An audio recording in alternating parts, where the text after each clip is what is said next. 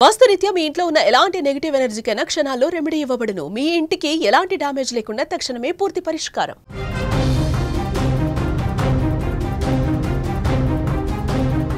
హిడ్మా దంపతుల అంత్యక్రియలు ముగిశాయి. ఒకే చితిపై పెట్టి దహన సంస్కారాలు చేశారు. అంత్యక్రియలకు గిరిజనులు భారీగా తరలి వచ్చారు. కన్నీటి వీడ్కోలు మధ్య హిడ్మా దంపతుల అంతిమ సంస్కారాలు ముగిశాయి. హిడ్మా తల్లి రోదనలు కన్నీళ్లు తెప్పిస్తా ఉన్నాయి. హిడ్మా దంపతుల అంత్యక్రియల్లో వేలాదిగా ఆదివాసీలు పాల్గొన్నారు. మీరు స్క్రీన్ మీద కూడా చూడొచ్చు. హిడ్మా భౌతిక కాయం రాగానే పెద్ద సంఖ్యలో ఆదివాసీలు అక్కడ స్థానిక గ్రామస్తులందరూ కూడా చేరుకొని రోధిస్తున్నటువంటి పరిస్థితి ఉంది. హిడ్మా దంపతుల అంత్యక్రియలు ముగిసినట్టుగా సమాచారం వస్తుంది. చితి మీద పేర్చి హిడ్మా దంపతుల్ని ఒకే చితి మీద పేర్చి చితికి మంట అంటించినటువంటి పరిస్థితి ఉంది. విజువల్స్లో ఆ గ్రామం మొత్తం కూడా కన్నీళ్లు పెట్టుకుంటున్న పరిస్థితి. వాళ్ళు వాళ్ళ భాషలో మాట్లాడుకుంటూ ఉన్నారు. హిడ్మా అసలు ఇన్ని సంవత్సరాలుగా ఎప్పుడూ కూడా రాలేదు, మనకి కనిపించలేదు. ఈరోజు జీవోత్సవంలా ఒక శవంలా తిరిగి వస్తాడని చెప్పి మేము ఊహించలేదంటూ వాళ్ళు రోధిస్తున్నటువంటి దృశ్యం కూడా కనిపిస్తుంది. హిడ్మాతో అక్కడ ఆ కుటుంబంతో పరిచయం ఉన్న వాళ్ళు, స్థానిక గ్రామస్తులు, గిరిజనులు, ఆదివాసీలు అందరూ కూడా అక్కడికి వచ్చి కన్నీళ్లు పెట్టుకుంటున్నటువంటి పరిస్థితి ఉంది. ముఖ్యంగా హిడ్మా దంపతులు వాళ్ళు కొన్ని సంవత్సరాలుగా అడవిలోనే ఉన్నారు. వాళ్ళు కలిసే పోరాటంలో ఉన్నారు, విప్లవంలో ఉన్నారు, మావోయిజంలో ఉన్నారు. అడవుల్ని పట్టుకునే కొన్ని సంవత్సరాల పాటు వాళ్ళు పోరాటం చేస్తున్నటువంటి పరిస్థితి. తుపాకులతో అంచెలంచెలుగా ఆ మావోయిస్టు పార్టీలో ఎదిగారు. ఎంతో అక్కడ వాళ్ళు ఇద్దరు కూడా కలిసే పనిచేశారు, కలిసే ఉద్యమంలో ఉన్నారు. ఇప్పుడు కలిసే మమ్మల్ని వదిలేసి వెళ్ళిపోయారంటూ ఆ గ్రామం రోధిస్తోంది. వాళ్ళు ఆ చితి మీద కూడా కలిసే పూర్తిగా చివరి అంతిమ సంస్కారాలు కూడా జరుగుతూ ఉన్నాయని చెప్పి అక్కడ గిరిజనులు రోధిస్తూ ఉన్నటువంటి పరిస్థితి. ఆ తల్లి కూడా కన్నీళ్లు పెట్టుకుంటోంది. గతంలో అధికారులు కొంతమంది వచ్చారు, వీడియో తీశారు.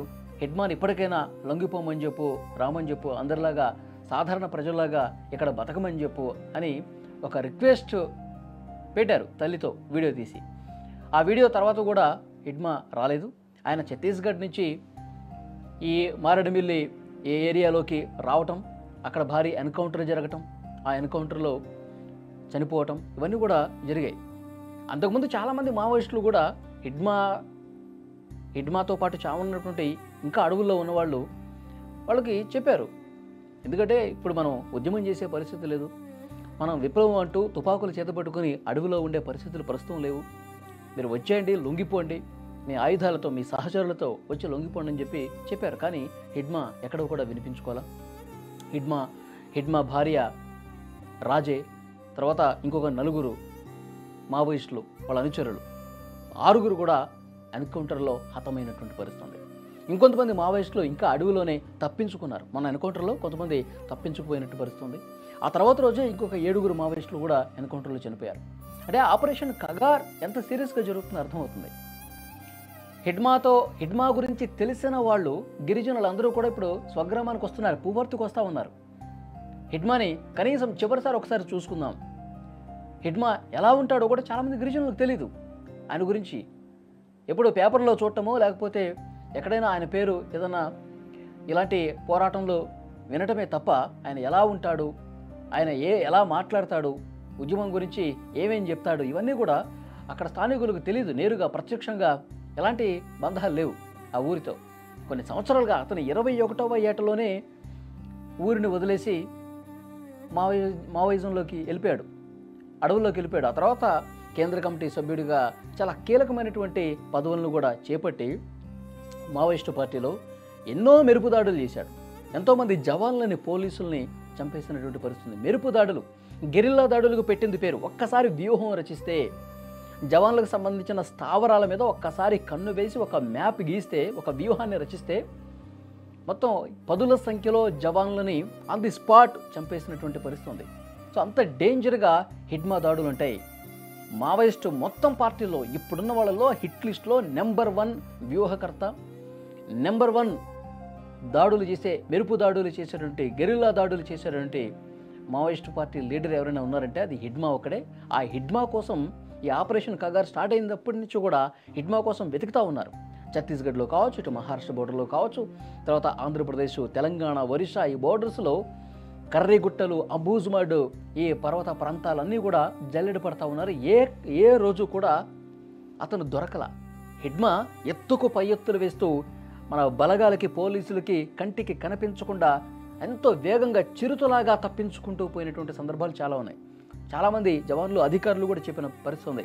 హిడ్మా దొరికేశాడు అనుకుంటున్న క్రమంలో సెకండ్ల వ్యవధిలో కళ్ళు గప్పేసి మెరుపు వేగంతో దూసుకుని తప్పించుకుని పారిపోయేవాడు అని కూడా చాలా కథనాలు మనం విన్నాం.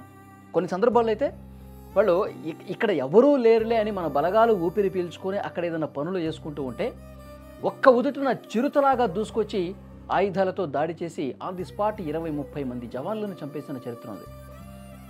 ఒకసారి దాడి చేస్తే 20 మంది, ఇంకొకసారి దాడి చేస్తే 30 మంది. ఇట్లా హిడ్మా వల్ల చనిపోయినటువంటి జవాన్లు కావచ్చు, పోలీసులు కావచ్చు 200 నుంచి 300 మంది వరకు ఉంటారు. ఎంతో పెద్ద పెద్ద జవాన్లు కూడా చనిపోయినటువంటి పరిస్థితి ఉంది. సో అందుకే అతను మోస్ట్ వాంటెడ్ మావోయిస్ట్గా పేరొందాడు. పోలీసుల హిట్ లిస్ట్లో నెంబర్ 1గా ఉన్నాడు. అతని కోసం గాలింపు తీవ్రంగా జరుగుతుంది. అందుకే ఇప్పుడు ఈ ఆపరేషన్ కగారు ఇవన్నీ చేపట్టిన తర్వాత వెంటనే మావోయిస్టులు కొంతమంది లొంగిపోతున్నారు, మన వల్ల కాదని. కొంతమంది ఇంకా అడవుల్లో ఉన్నారు, ఎన్కౌంటర్లో హతమైనటువంటి పరిస్థితి. ఇతని తల మీద 1 కోటి రూపాయల రివార్డు ఉంది. భార్య తల మీద, రాజే తల మీద 50 లక్షల రూపాయల రివార్డు కూడా ఉంది. ఇప్పుడు ఈ ఎన్కౌంటర్లో హతమయ్యారు. ఆ మృతదేహం కుటుంబ సభ్యులకు కూడా అప్పగించారు అధికారులు. అప్పగించిన తర్వాత ఆ గ్రామం మొత్తం కూడా రోధిస్తోంది. విగత జీవిగా తిరిగి వచ్చాడు, మమ్మల్ని వదిలేసి వెళ్ళిపోయావా, నా మాట విని ఉంటే బాగుండేది కదా, నా మాట విని ఆయుధాలతో సహా నీ సహచరులతో సహా నువ్వు మిగతా మావోయిస్టులాగా, మల్లుజుల వేణుగోపాల్ లాగా, ఆశనలాగా, చంద్రనలాగా, ఇంకొంతమంది ఎవరైతే లొంగిపోయారో వాళ్ళలాగా నువ్వు కూడా లొంగిపోయి ఉంటే, నువ్వేదో నీ థాట్స్ ఏవైతే ఉన్నాయో, నీ ఆలోచనలు ఏవైతే ఉన్నాయో ప్రజలందరితో కలిసి, ప్రభుత్వంతో కలిసి నువ్వు సాధారణ జనంలో కలిసిపోయి ఈ ఉద్యమాన్ని, విప్లవాన్ని వదిలేసి అందరిలాగా లొంగిపోయి నువ్వు కూడా వస్తే ఈరోజు బతికుండేవాడివి కదా అని ఆ తల్లి కన్నీళ్లు పెట్టుకుంటుంది. తల్లికి ఆ పేగుబంధం ఉంటుందిగా, నా కొడుకు ఏ రోజైనా సాధారణ మనిషిలా వస్తాడు, మళ్ళీ నాతో పాటు తల్లి కొడుకుల బంధం మళ్ళీ ఉంటుందని చెప్పి ఆ తల్లి భావించింది. ఆ వయసులో కూడా ఆ తల్లి, మీరు స్క్రీన్ మీద చూస్తూ ఉన్నారు, కన్నీళ్లు పెట్టుకుని ఒకటే రోధిస్తూ ఉంది. ఆ కుటుంబ సభ్యులు కూడా రోధిస్తున్నటువంటి పరిస్థితి. కొన్ని సంవత్సరాల పాటు ఆ దంపతులిద్దరూ కూడా ఉద్యమంలో పనిచేశారు. ఇప్పుడు ఈ ఎన్కౌంటర్లో హతమై మళ్ళీ ఆ దంపతులిద్దరూ, హిడ్మా దంపతులు ఇద్దరు కూడా కలిసే బతికారు, కలిసే చనిపోయారు. ఇప్పుడు కలిసే ఆ చితికి కూడా, ఒక చితి మీదే 2 మృతదేహాలను కూడా పెట్టి చితికి నిప్పంటిస్తున్నటువంటి దృశ్యం అక్కడ చూడొచ్చు.